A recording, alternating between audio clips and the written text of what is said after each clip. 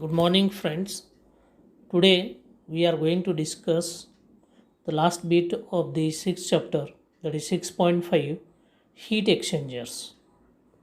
So, there are so many applications of the heat exchangers we are using in daily lives in industries. What is heat exchanger? Heat exchanger is a device used to transfer the heat from hot fluid to cold fluid. बऱ्याच ठिकाणी आपण एका फ्लुईडकडून दुसऱ्या फ्लुईडला heat transfer करतो. जेव्हा आपण either we are cooling or either we are heating, आपण त्याला थंड करू किंवा गरम करू, त्यावेळेस there is an exchange of heat between the two fluids. तेव्हा दोन फ्लुईडमध्ये हीट एक्सचेंज होतो. Means it is a device, heat exchanger is a device use to transfer the heat from hot fluid to cold fluids. What are the different types of heat exchangers? So classification according to the construction, how the heat exchanger is to be designed. That is, first is a tubular heat exchangers. Here the tube, one fluid is flowing through the tube and other fluid is around the tubes. Then plate heat exchangers. Here the heat exchangers are made with the help of plates. Extended surface heat exchangers. So here the surface of the heat exchanger are extended as a fins are provided, then we call it as a extended surface heat exchangers. Then regenerative heat exchangers. Here the thermal storage is used. Suppose a drum, जेव्हा आपण hot गॅसमध्ये फिरू त्यावेळेस ते hot एअरमुळे तो गरम होईल. जेव्हा तो थंड हवेमध्ये परत एक्सपोज करू त्यावेळेस तो गरम हवेमधला जो हीट शोषून घेतला आहे तो थंड हवेमध्ये देणार आहे. सपोज एका पाथमध्ये तुमचं गरम हवा चालली आणि दुसऱ्या पाथमध्ये थंड हवा चाललेली आहे आणि एक रोटेटिंग ड्रम आहे. तो ड्रमचा अर्धा पोर्शन जेव्हा गरम हवेमध्ये च्या पाथमध्ये जाईल त्यावेळेस तो हीट ॲब्सॉर्ब करेल आणि जेव्हा थंड हवेच्या पाथमध्ये जाईल त्यावेळेस ते गरम झालेली प्लेट काय होणार, पुन्हा थंड होणार, म्हणजे थंड हवेला देणार, ती हवा गरम होणार. Here the exchange of heat takes place by the thermal storage, म्हणून त्याला रिजनरेटिव्ह हीट एक्सचेंजर म्हणतात. Classification according to transfer process, how the heat is transfer from hot fluid to cold fluids. If they are directly coming in contact with each other, then it is called as direct contact heat exchangers. If they are not coming direct contact with each other, there is a separation by the tube or the plates. One side the hot fluid is flowing and another side the cold fluid is flowing, then it is called as indirect contact heat exchangers. They are not coming in contact, both the fluids which the exchange of heat takes place, then it is called as indirect contact. आणि जेव्हा दोन्ही fluids एकमेकाच्या कॉन्टॅक्टमध्ये येतात तेव्हा त्याला direct contact heat exchangers म्हणतात. Classification according to flow arrangement, how the flow of fluids, cold fluids and hot fluids, ज्या फ्लुइड्समध्ये हीट एक्सचेंज होतो तो कसे फ्लो होतात with respect to each other, then it is called as direct. They are classified according to the arrangement of the flow. Parallel flow heat exchanger, if both the fluid are moving in the same direction, both the fluids are moving in the same direction, then it is called as parallel flow heat exchanger. Then counter flow heat exchanger. In counter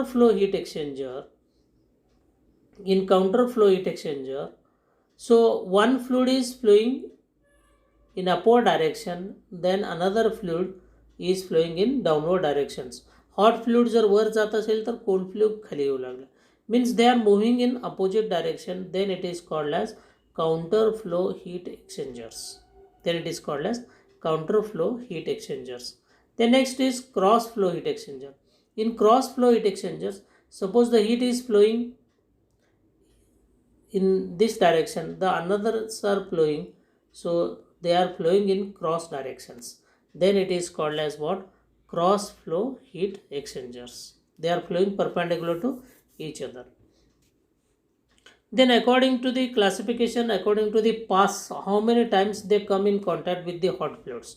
जेव्हा आपण heat exchange करतो एक fluid किती वेळा त्या म्हणजे परत परत त्या कॉन्टॅक्टमध्ये येतं. Suppose hot fluid and cold fluid heat एक्सचेंजमध्ये एकदाच एकमेकाच्या कॉन्टॅक्टमध्ये येत असेल, then it is called as what, single pass arrangement. If the same fluid is coming twice in contact with the hot fluid, then twice or more than to, म्हणजे एकापेक्षा जास्त वेळा ते गरम फ्लुइडच्या कॉन्टॅक्टमध्ये येत असेल, then it is called as multi-pass arrangement. So these are the classification of the heat exchangers depending upon their construction. A tubular heat exchanger, plate type heat exchanger, extended surface heat exchangers, regenerative heat exchanger. Then classification according to transfer process, how the heat is transferred from cold fluid to hot fluid to cold fluid. If they are coming direct contact, then it is direct contact heat exchangers. If they are not coming contact with each other, they are separated by the plate and tube, then it is indirect contact heat exchangers.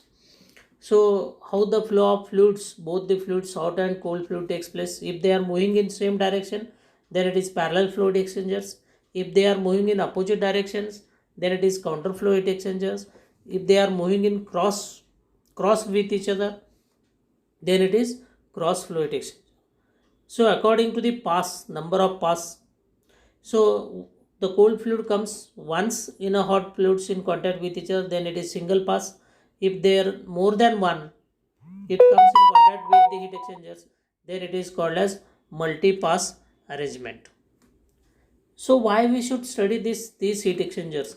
So heat exchangers are widely used in engineering applications in daily lives. Okay, food processing इंडस्ट्रीमध्ये आपण फूड्सला lower टेम्परेचरला save करतो किंवा higher टेम्परेचरला process करतो. So in food processing industry heat exchangers are used in beverages. In petroleum and chemical processing, petroleum chemical industry प्रोसेसिंगसाठी heat exchanger वापरतो आपण. कार्बन प्रोसेसिंग, पॉलिमर्स, प्लास्टिक इंडस्ट्रीमध्ये heat exchangers are use. Pharmaceutical industries, जे गोळ्या औषध तयार करतात तिथं आपण पावडर तयार करणे, त्याला ठराविक टेम्परेचरला मेंटेन करणे. So here we are exchanging the heat from one fluid to one substance to another substance. So in thermal power plants, heat exchangers are used in refrigeration and air conditioning, evaporative and condensers, heat exchangers use. ऑटोमोबाईल्समध्ये आपण रेडिएटरला heat exchanger वापरतो. तुमच्या बाईकला काय, इंजिनला काय fins आहेत, इंजिनच्या वर बघा असं fins दिसतात तुम्हाला, ते थंड करण्यासाठी, because to increase the area, that is a extended fin heat exchangers. So ऑटोमोबाईलमध्ये रेडिएटर आहे, जे आपण पाणी इंजिनला थंड करण्यासाठी फिरवतो, त्या पाण्याला परत थंड करण्यासाठी हवेच्या सहाय्यानं radiator is used as a heat exchanger. Space ॲप्लिकेशन्समध्ये पण स्पेस जे कंपोनंट्स आहेत, एअरक्राफ्ट्स आहेत, तुमचे मिसाईल्स आहेत, there also the heat exchangers are used. Milk processing, जे आपण milk pasteurisation, homogenisations of the milk. In milk processing industry, here their heat exchangers, the milk is heated at a higher temperature, near about 80 to 90 degrees Celsius, and suddenly it cools up to what, 4 degrees Celsius. या प्रोसेसमुळं त्याच्यामधले जे हायजेनिक्स unwanted काही bacterias आहेत ते किल होतात आणि the life म्हणजे जास्त दिवस तो दूध टिकतो. त्याला होमोजेनायझेशन अँड पाश्चरायझेशन म्हणतात. यामध्ये पण हीट एक्सचेंजर्स वापरतात in milk processing industries. There are so many applications, industrial applications, in household applications, in pharmaceutical, in farming processes, food processes.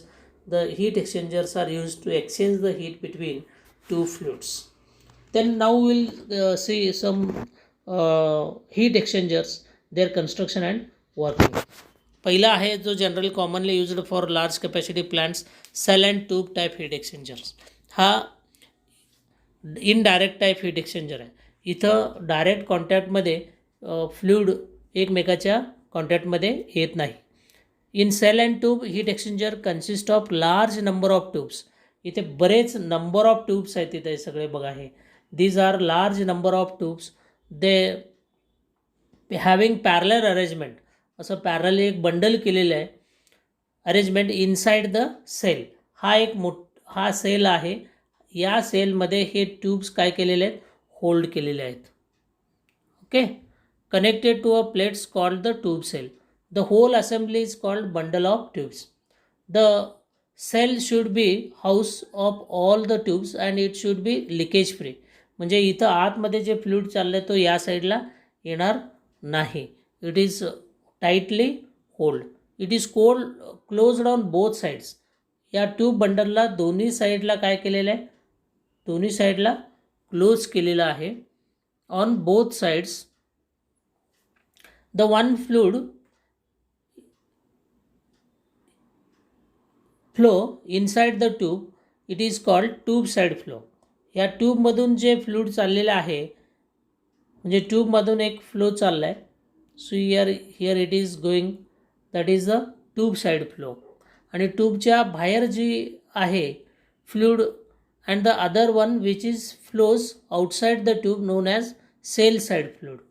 The transfer of heat takes place between the two fluids through the medium of tube surface. Suppose तुमचं आतमध्ये जर गरम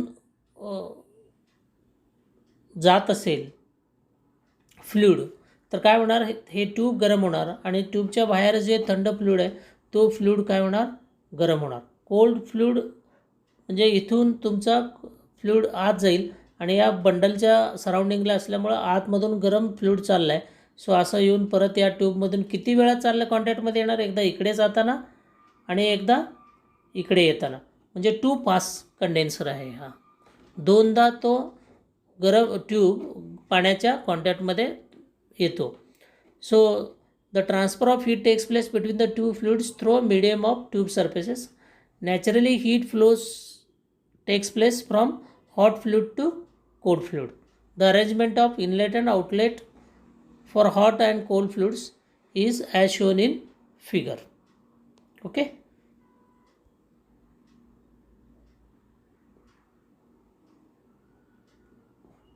So this is हे number tube bundles आहेत. ह्या end प्लेट्समध्ये हे जे tubes आहेत या दोन्ही एंड प्लेट्समध्ये होल्ड केलेले आहेत. त्याला कवरनं असं दोन्ही साईडना बंद केलेलं आहे. ह्याला काय म्हणतात, एवढंच सेल बंडलचं सेल आहे.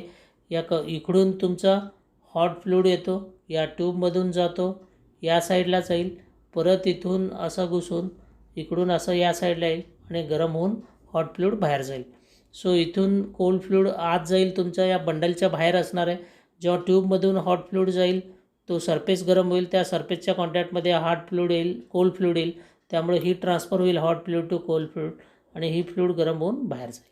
ओके, अशा प्रकारे तुमचा shell and tube heat exchanger works.